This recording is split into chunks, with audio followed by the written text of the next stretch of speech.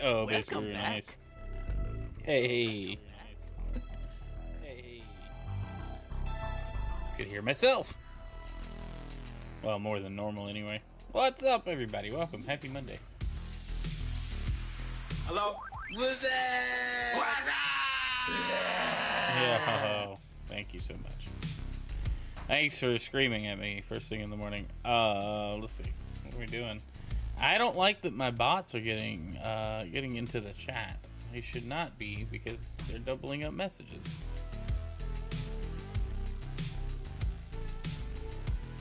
Alright, that's waking. Sweet.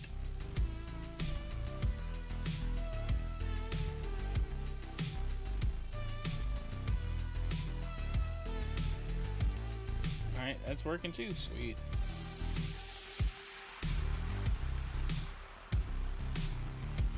Okay. We got news this morning. Should be a fun time. Dan! How's it going, my friend? I hope you're doing good, man. I always enjoy seeing you in chat.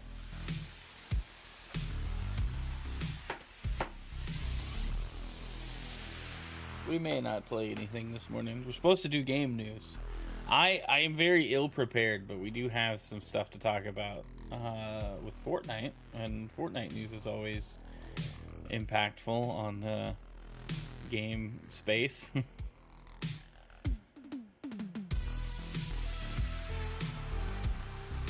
Let's see. Where is... I had an article that we were going to start off with.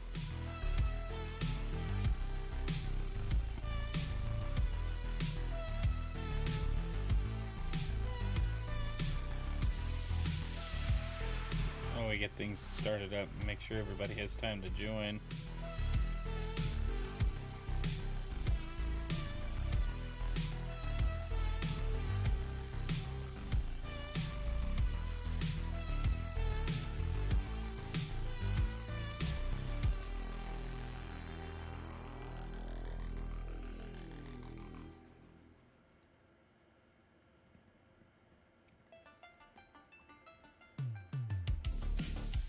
I wish they put dates on these articles so I could know how far back in time I was looking.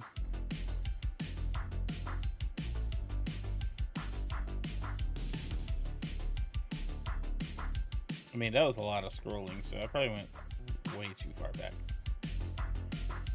News.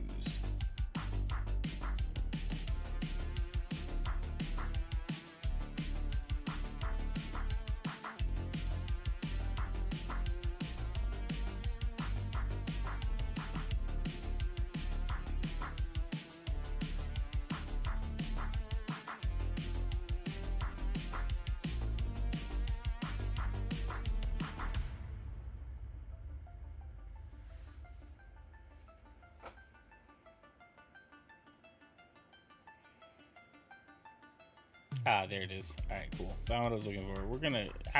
it's like very little planning this morning. We're just gonna do it. Yo! 42 months! Will, thank you for the resub. How are you doing, man? Hope you had a good Thanksgiving. Much appreciated. Your support is invaluable. We really can't put a price tag on it, but Twitch gladly did. So, thanks, man. I appreciate you being here. Thanks for supporting the content and the channel, and for being a friend. Welcome back.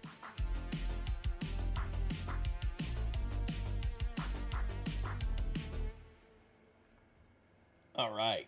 I think we can get started here. Happy Monday, folks. Welcome to the stream. And I'm like always out of frame. I really want to adjust this camera like a lot, because I'm always sitting over here. So maybe just, yeah, there we go. All right, how are we doing, chat? I hope everybody had a good weekend. Nice long weekend for a lot of us. Back to work today. We're going to hit the grind pretty hard after the stream. I've got a lot of work to catch up on and things to do. But we're going to hang out for a minute and talk game news. As the title says, is Fortnite using generative AI? Yeah, it's a valid question that came up with the start of the latest chapter 7 launch for Fortnite. And it's kind of a big deal. I mean, the game had a very Ready Player One ending to chapter 6. I wish I had played more of the final couple of seasons and been able to do the event live on stream. But I saw the clips and the videos and it looked awesome. So we're going to jump into all of that in just a moment. But how was everybody's weekend? I hope you're all doing well. Thanks for being here. Thanks for supporting the content. And we're going to shift it over into news mode, I suppose. Just because it's fun to be able to chat with you guys with fewer distractions for me. Right? News mode. We all know how easily distracted I am. Look, I'm already easily distracted right here. Like, I don't know what's going on. Clicking around stuff. Anyway, let's jump into... let me actually turn on stuff so we can see. Let's start with a statement from Epic Games CEO Tim Sweeny. Wendy Kumalo, thanks for joining. Good to see you. Well, let's start with this article. I saw this over the weekend, and I guess right before the weekend. Epic Games CEO says AI disclosure makes no sense for game stores. This is great. Epic Games CEO recently commented on AI disclosure for game stores, stating it makes no sense as it will be involved in almost all future production. I mean, he's not wrong. We've already got studios using it. We've got people talking about most studios are in fact using AI to some degree all over the world. The gaming industry has conflicting views about AI use in development at the moment. Some seem to be for it, with companies like Ubisoft pushing for full-scale AI-driven research projects. The Witcher 3 director also spoke about AI in development, stating he doesn't feel that games created with only AI will have soul. Now Tim Sweeny has shared his 2 cents on AI in-game development and store disclosure. I kind of agree with the director from The Witcher 3. Games created with only AI will have no soul. I mean, it will be technically a game. You know, if it's just purely AI generated, right? It will be technically a game. And it might have some really good tight mechanics. But if you're going for like a story or just a creative approach, it's going to be very rigid. You know, I don't think it's going to... You're not going to have some of the things that make like games made by people in them. And I think that's okay. I think that's okay. Speaking of distractions, I'm streaking. Oh no, Will. Stop it. All right, Epic Games CEO says AI will be involved in nearly all future production. Tim Sweeny recently responded to a comment on X, formerly Twitter, that said Steam and other digital marketplaces need to drop the Made with AI label. Sweeny said that he agrees with that comment, adding that the AI tag is relevant to art exhibits for authorship disclosure and to digital content licensing marketplaces where buyers need to understand the rights situation. Sweeny added that AI disclosure makes no sense for game stores, where AI will be involved in nearly all future production. When another user spoke about customers deserving to know, Sweeny poked fun at the statement, stating, "Why stop at AI use? We could have mandatory disclosures for what shampoo brand the developer uses. Customers deserve to know." Okay, so he's being a little, he's being very snarky here. What shampoo brand?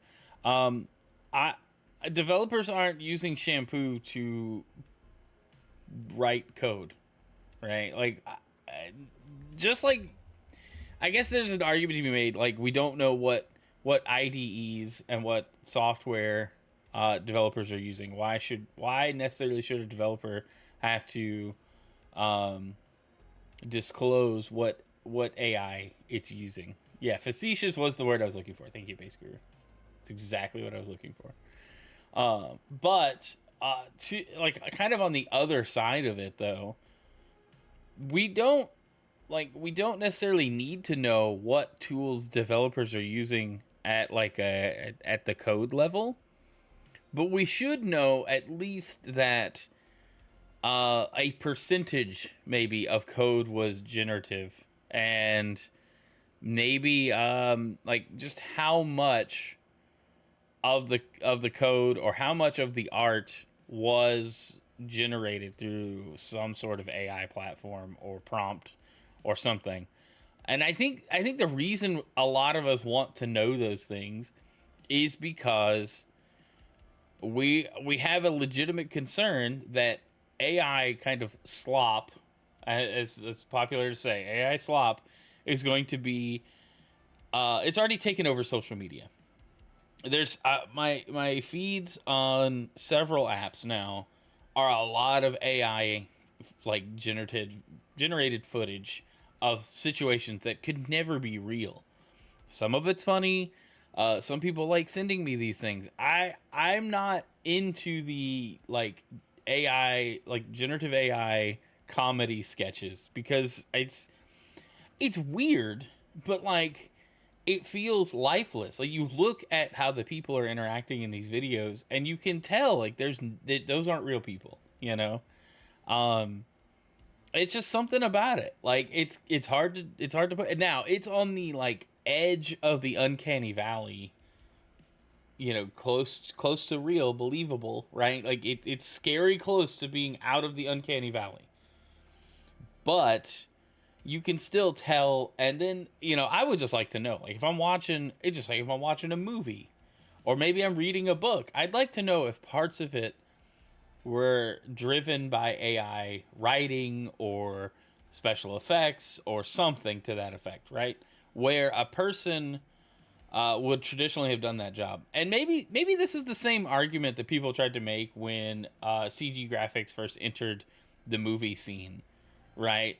Where we started using computer special effects instead of practical effects and having like engineers on set building things.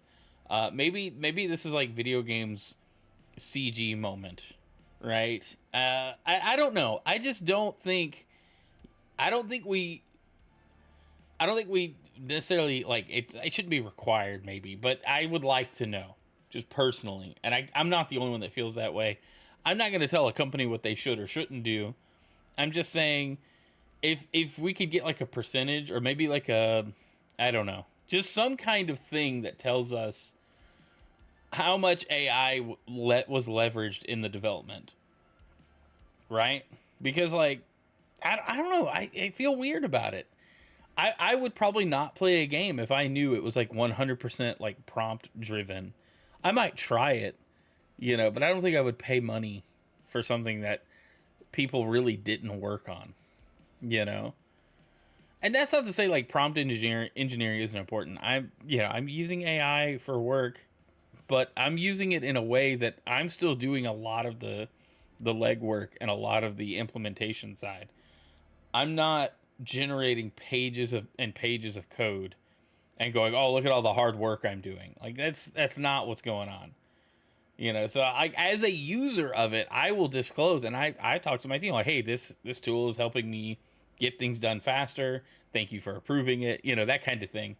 I think in the game space, it should be an addition. It shouldn't be the main driving like thing. And I don't know that we're at that point, but it would be nice to know.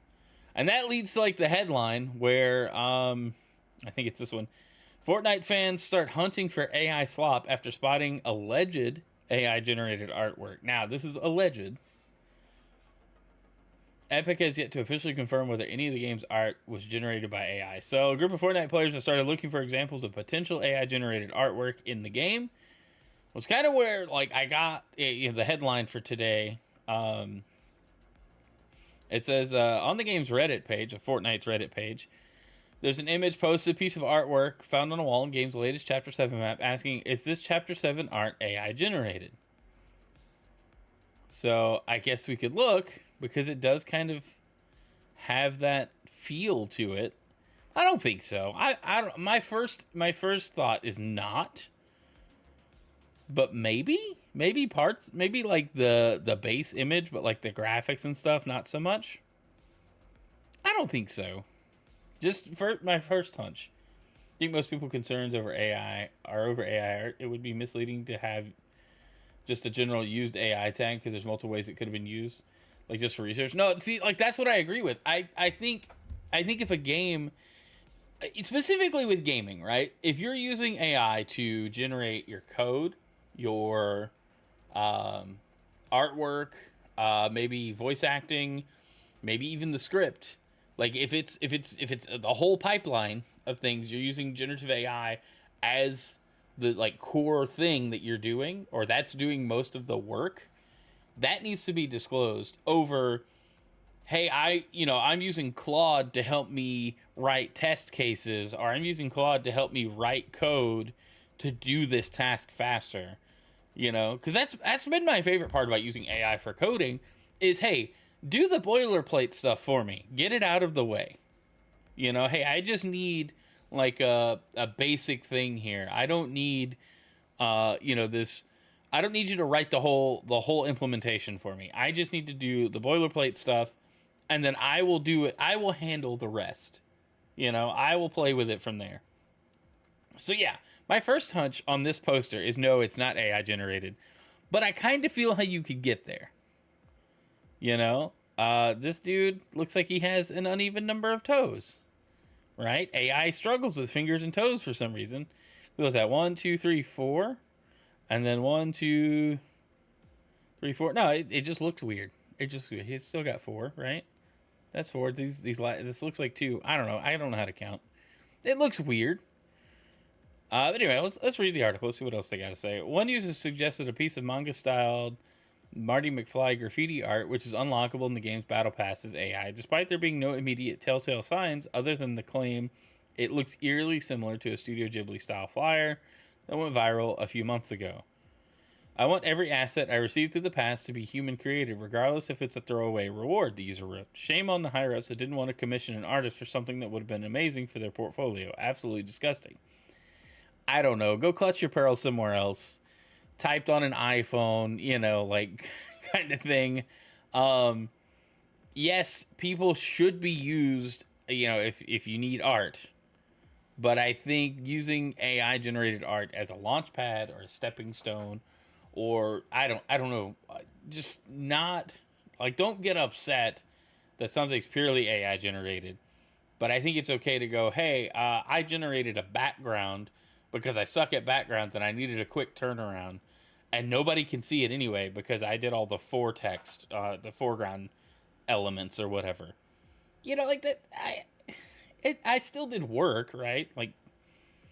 Now if it's totally, totally driven, that could be one thing. Another user attempting to defuse the claim responded, "This is a stretch. Maybe the artist wasn't that into the AI backlash and didn't know his art style was that similar. I doubt the artist traced AI because he's already a famous character with lots of artwork to reference. And I don't know if it's a smart risk to use AI on someone else's IP to be published into the game." So people are trying to diffuse it. So this is another thing. The Marty McFly spray that's in the battle pass, which the new season of Fortnite looks really good. I need to launch it. If we get through the news with enough time, maybe I still have to update it. Never mind. We're not doing that. But this is one of those moments like Will was talking about, where if this was totally AI generated, yuck, But if somebody drew this, hey, it's pretty good. I think it's fine. I like the style. It's got that kind of Ghibli manga style that we've seen get popular with generative AI. We saw the trend come and go. People are still doing it. What I think is interesting is if this isn't generative AI, how much it has inspired other people to draw similarly, or it's just one instance where this guy drew this and it's that probably could look like AI if I'm not careful, but oh well, the turnaround time for stuff for Fortnite is crazy. They've got to have this stuff ready to, probably at least 6 months in advance. So I could see them not spending a lot of time on the sprays and stuff and just generating it. But I would like to have disclosed that, or have that disclosed, how much of this was AI generated, if it was at all. I don't think it was. I'm willing to give the benefit of the doubt, but is it? The search for AI in Fortnite may have been escalated by recent comments made by Epic Games CEO Tim Sweeny, which we just talked about. That was how we started off this thing. Who posted in a discussion on X that he doesn't think digital game stores need to flag the use of AI during development because it will soon become widespread. I think that's exactly why it needs to be flagged, though. We need to know, is an indie dev leaning real hard on this? And is if it's a single dev, writing a full game, and it's, maybe a really feature complete game. Maybe it's a really big thing.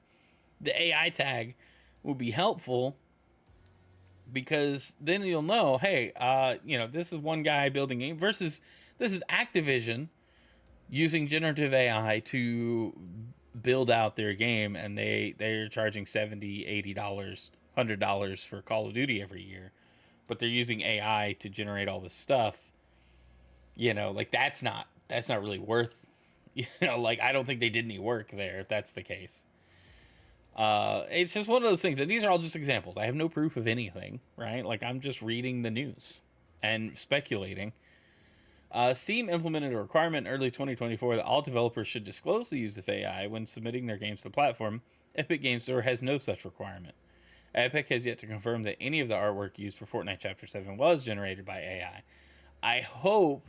My hope is that they clear the air, because the longer this thing goes, the more frustrated people are gonna get. Like I don't think this was AI. This just looks like a good poster. I don't know. Seeing this zoomed in, it does look like there's an extra toe here. Like 1, 2, 3, and then it looks like 4, and then a 5th toe like hidden. I don't know. It's kind of hard to see. Maybe if we zoom it, maybe we can zoom in a bit.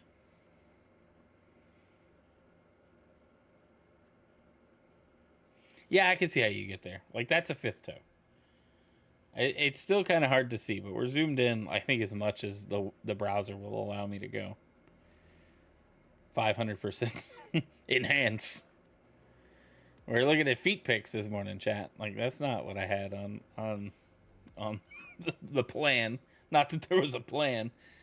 My gosh. All right, but yeah, like is Fortnite using AI? I mean, probably. For art, I would believe it if they were. I wouldn't be too surprised. Do I think this is AI generated? It's interesting. Got bingo. Nice. Bingo card completed. But I don't know. I think it's fine. If they are, I would just like to know. I would like to know, and I'd like to know that artists are still being employed to at least work on these things, even if it's like, hey, start with a prompt and then work from the results. Maybe that's okay. But keep your artists employed. Keep people at the core of the content being put out instead of AI slop, as it's being called. I just think it's interesting.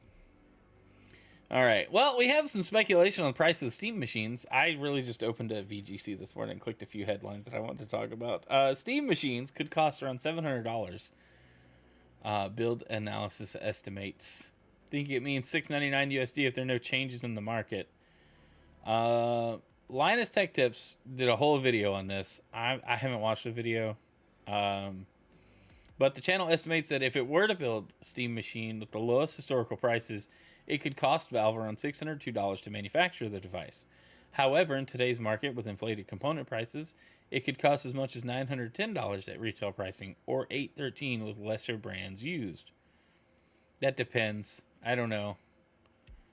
I think it means $699 if there are no changes in the market, Linus said. It's probably above Valve's costs today, and there will be some opportunity for them to improve their margins over the several years lifespan of the device as their initial investment gets paid off. Hopefully RAM and SSD pricing returns to some form of normality. One would hope that a lot of the volatility of the tech, like the consumer electronics market, could chill out. I just... A $700 Steam machine would still be reasonable because it's a full-on PC. It's a full-on gaming machine. I'm very interested in this. Like, I think as a streamer, content creator, this is the way to do a 2 PC setup for the least amount of like friction and setup. Like nobody wants to have to configure how everything's supposed to work. And route and all of that. Like this is gonna be a really great entry point for that. I will definitely take advantage of it because as a console streamer, I want as few headaches as possible. I've even thought about going ahead and getting a Steam Deck to dock and use it like my Switch, but for streams. But my concern is performance at that point. I would have to do like mods and stuff. But I still think it's interesting. $700, it's not too bad. I could see it launching at like 900, depending on the storage. Because I think there were 2 storage options out of the box, and none of it is upgradable. So there's also that part of it. But interesting. Yeah, I don't know. We'll see next year. They really missed. I wish they could have launched these like for holiday, like right now, and we could see how the sales are doing already. I don't know. Is anybody pre-ordering this? Because I don't know if you'll be able to get this in stores. Do any retail stores carry Steam Decks? That's something I legitimately don't know. I would rather buy from the source, but let's see. Best Buy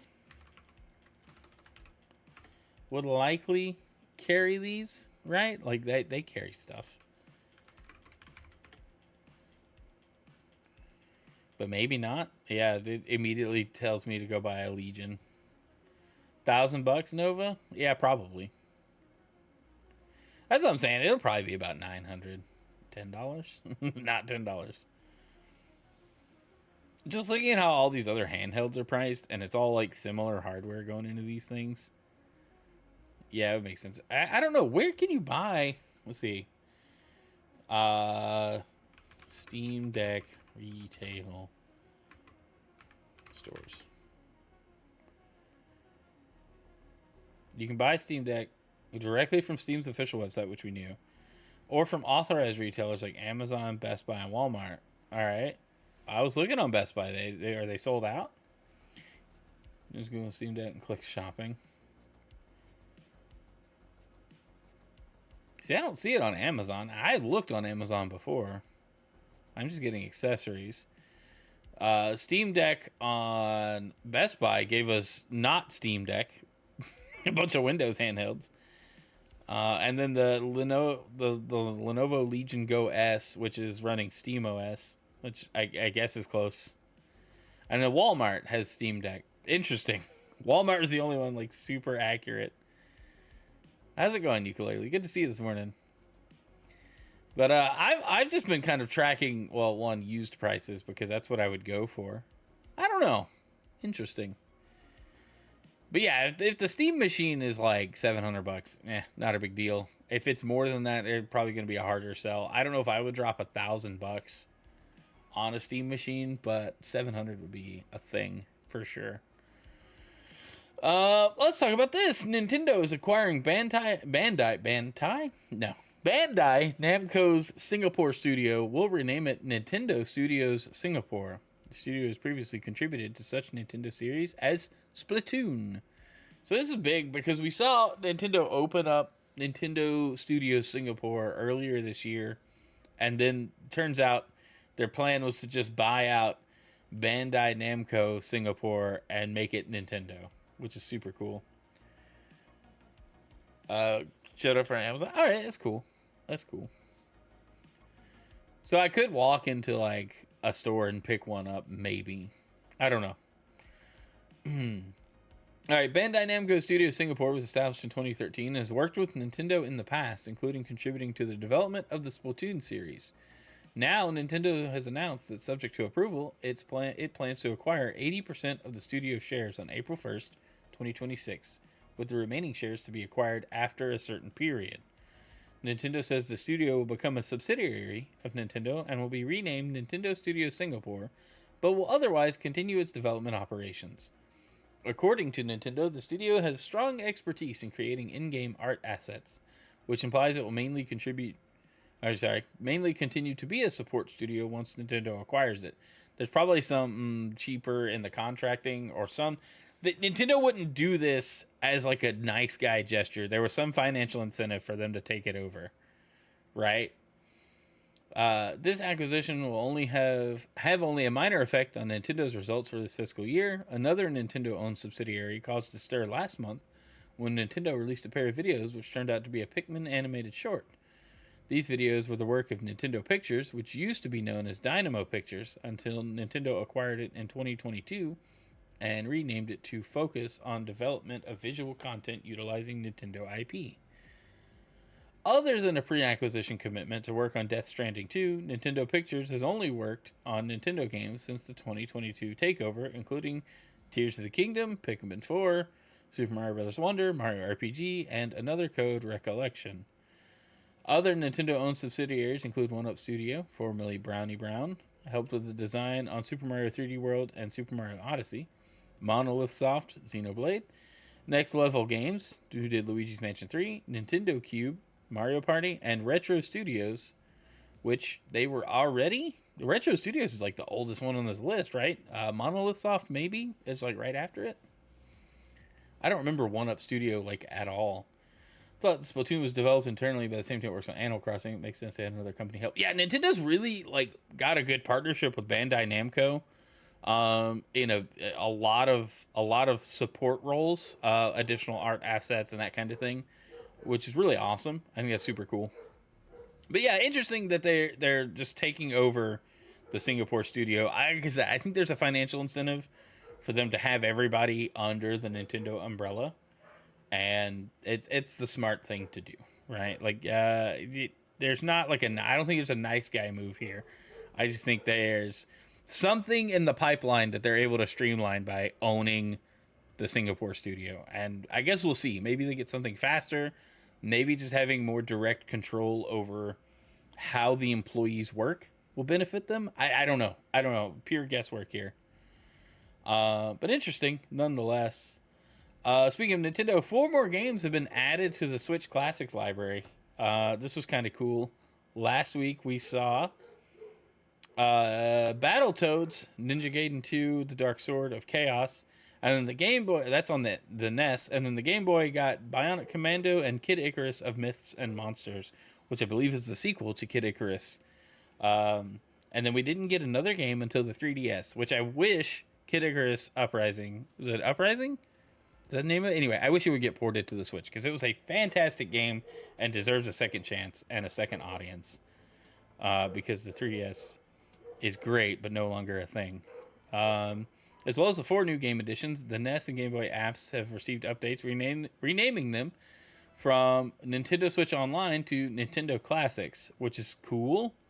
I would like to see what that looks like, but okay, cool.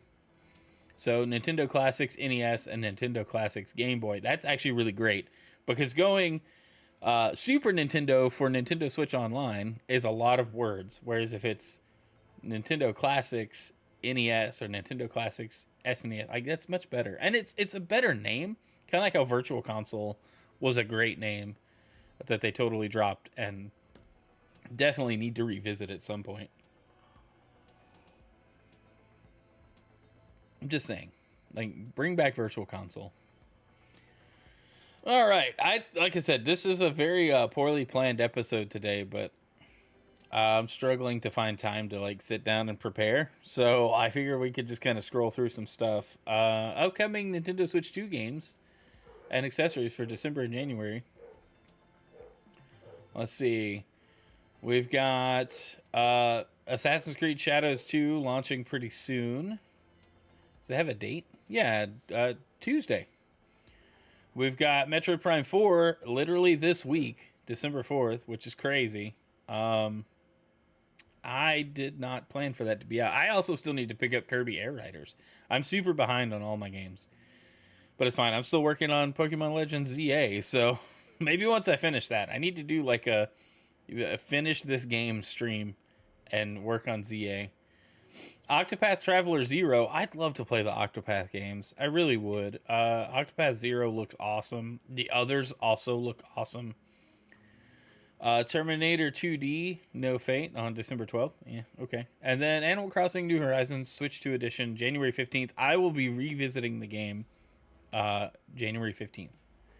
I am very interested. I might start a new island on stream, and then we'll do that. Dynasty Warriors Origins in January 22nd. Final Fantasy VII Remake Intergrade is also January 22nd. On Switch 2, which is a game key card. I think it's also the Xbox launch day as well. I think it's just hitting everything. And then upcoming, as well as the picks above, there are plenty more Switch 1 and 2 retail games launching in the next couple months and a bit beyond. Fortnite Dark, Fire, and Ice Bundle, SpongeBob, Titans of the Tide, and Farm Sim Signature Edition, Switch 2 Edition. Mortal Kombat Legacy Collection, Goodnight Universe, Yuka Replay. We played that on stream the other day. Trails Beyond the Horizon. Looks cool. Nicktoons and the Dice of Destiny. This game actually looks pretty cool. I don't know anything about it, but everything, the little bits I've seen, like in like ads and stuff, it looks kind of neat. But I really don't know a whole lot about it. Yeah, some good stuff. Mario Tennis Fever is in February. That's cool. So we got a lot to look forward to. Switch 2 accessories and eShop credit. I hate that they keep making these wheels. You'd think they would have stopped. But here we are. Still getting these wheels.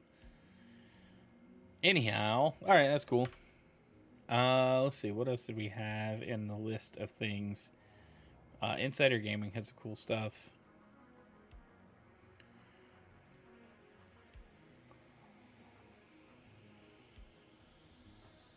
Interesting. Nothing there, really. Alright. Oh, I thought this was cool. I was gonna... Is that highlight? Oh, what? I didn't know. Okay, Opera GX. Highlights a tab for a link I have already open. That's brilliant.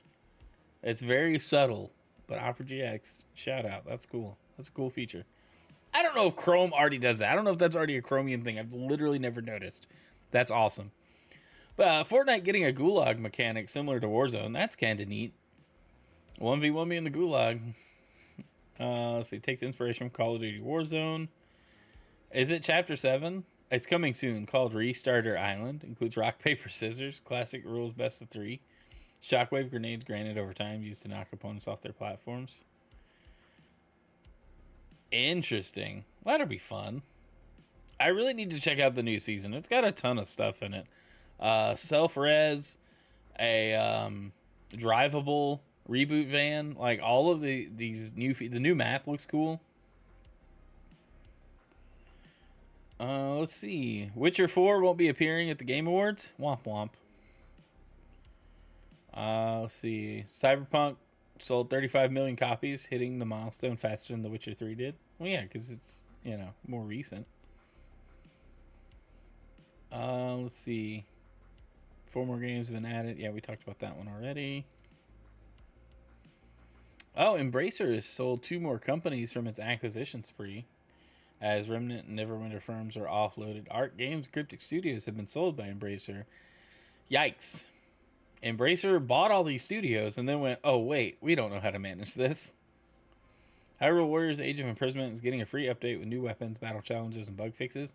That's another game I need to pick up on the Switch, too. I might just start selling stuff that I don't need, and just funding the rest of this game stuff. Hey, DeMarcus, how's it going? Good to see you.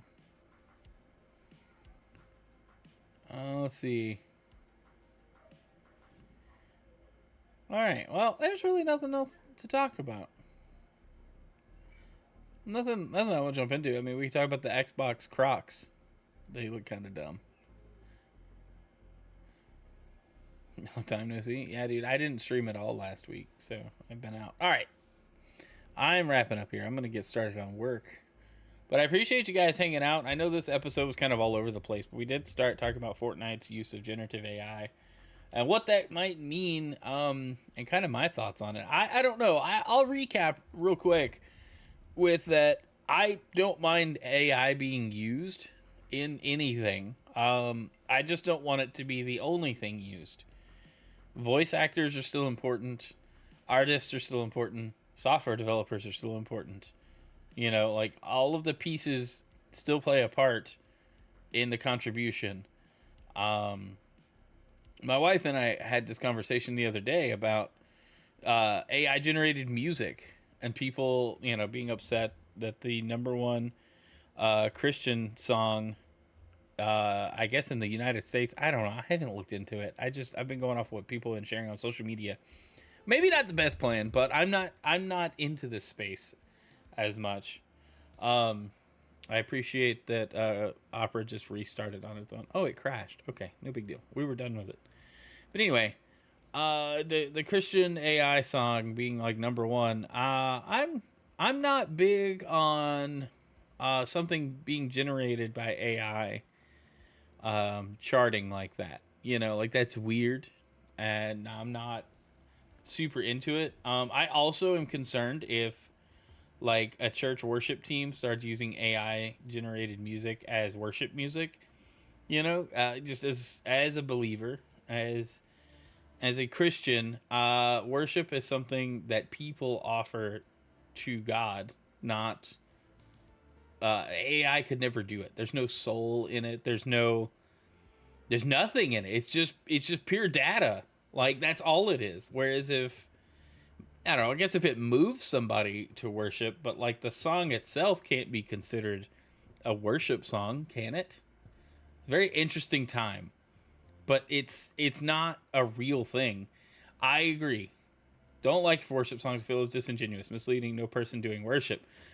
Sure, but the argument could be made, and I'm not trying to say I support it because I don't. I think music should be real. There should be people involved. Prompting a computer to simulate sounds isn't the same as somebody laying a track. Don't have much issue with dance music, but rather pay a person than a program. No, I agree. I agree across the board. Any creative endeavors that are AI generated should be pure AI generated should be avoided. I think. If it's a helpful tool, let's say somebody's a really good singer or really great on guitar and needs some kind of backing drum or something. That's a little different than the entire thing being generated by AI. Which is back to my original argument was it's a tool to assist us and should be seen only as such and not the tool to replace us, which is inevitably where corporations are going to try to push it, right? I honestly think that's what OpenAI wants. I think that's what Microsoft wants. I think a lot of these companies want that.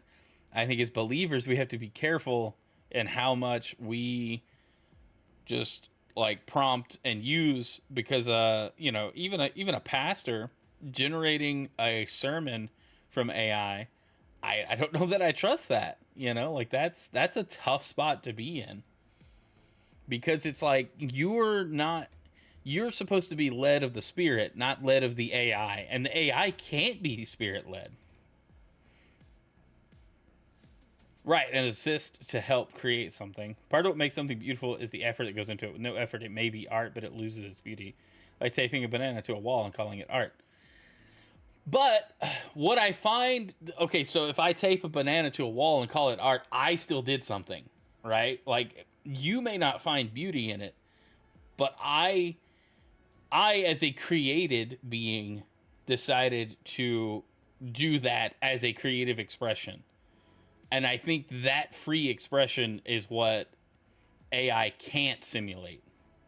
The worst of the slop, not even cleaning up the extra toes and spelling errors. No, 100% agree, ukulele. It's very wild. I don't know. Like, as someone who uses AI for a lot of different things, I don't use it to replace where I would put work in. I've literally been just using it as a tool.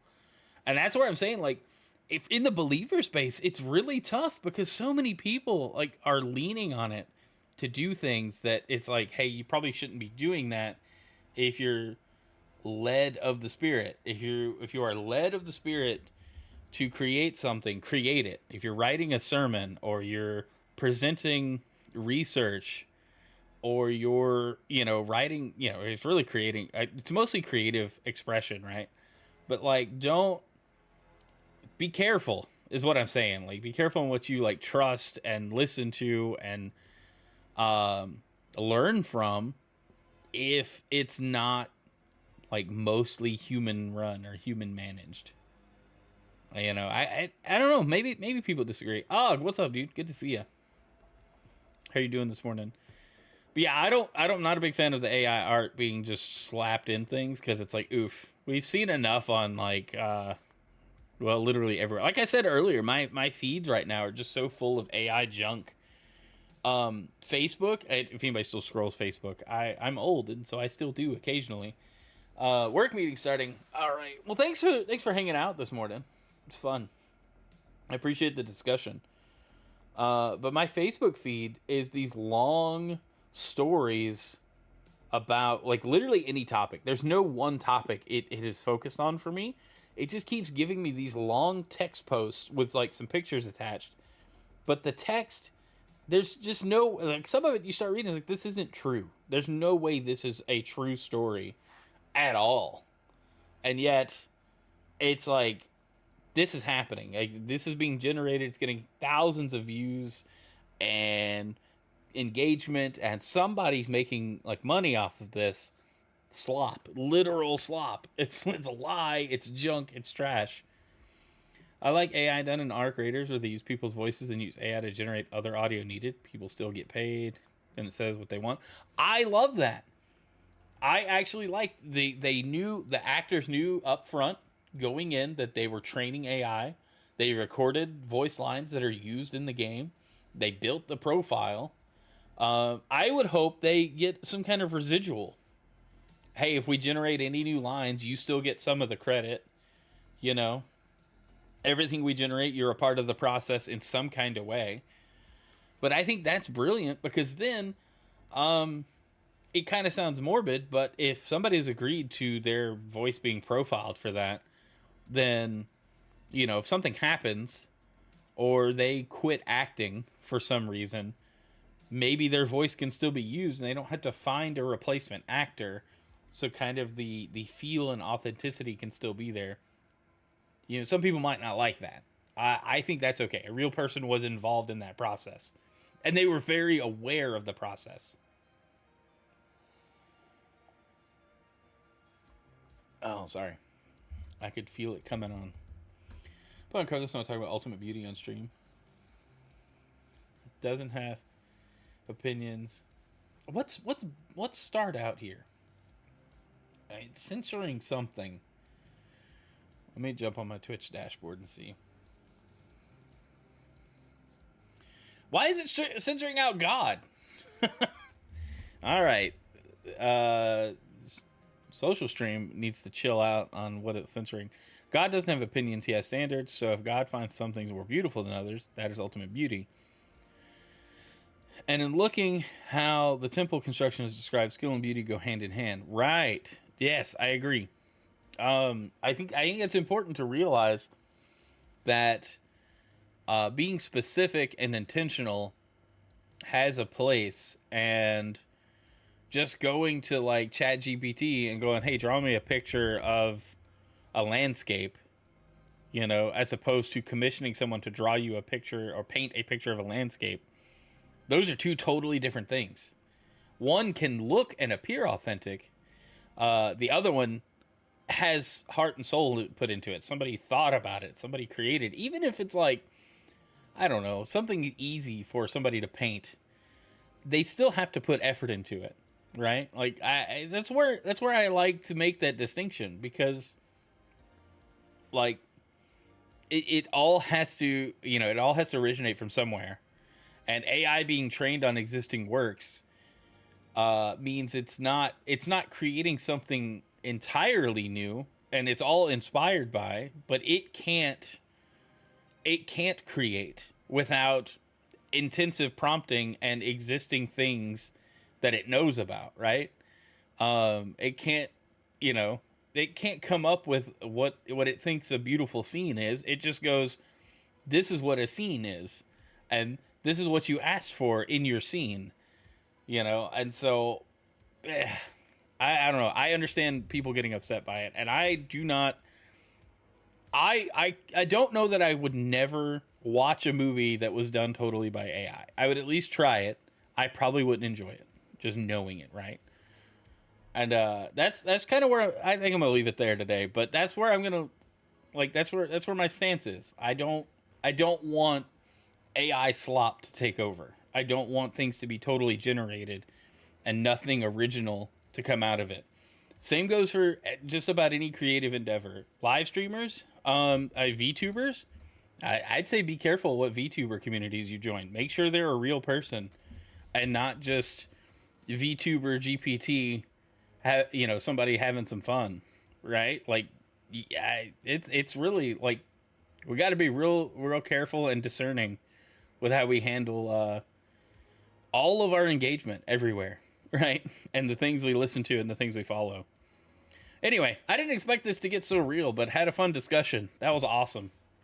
I appreciate you guys hanging out today. Let's turn off news mode. You guys can make some noises while we find somebody to raid.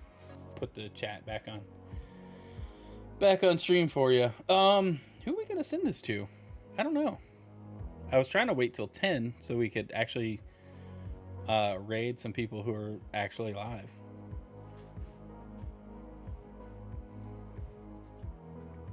All right, here we go. Great stream. Hey, well, appreciate it. I think the unplanned game news is going to be more fun than me sticking to a rigid thing. Lulu May is streaming, and she hasn't streamed in a while, so we will raid her. Or I haven't seen her online in a while, so that is good. Most good. Anyway, all right. Love you guys. God bless. Have a great day. I appreciate each and every one of you being here. And wherever you're watching from, I hope you've already hit the follow button or the subscribe button, depending on which color app you're on. But I love you, and I appreciate you. Oh, that was weird. The Twitch dashboard had a weird thing. Anyway. Welcome back. All right. Love you guys. I will see you Wednesday morning. If I have time tomorrow, we might play some Fortnite tomorrow morning. I'm not planning a stream, but there could be a stream. Anyway, have a great day. See ya.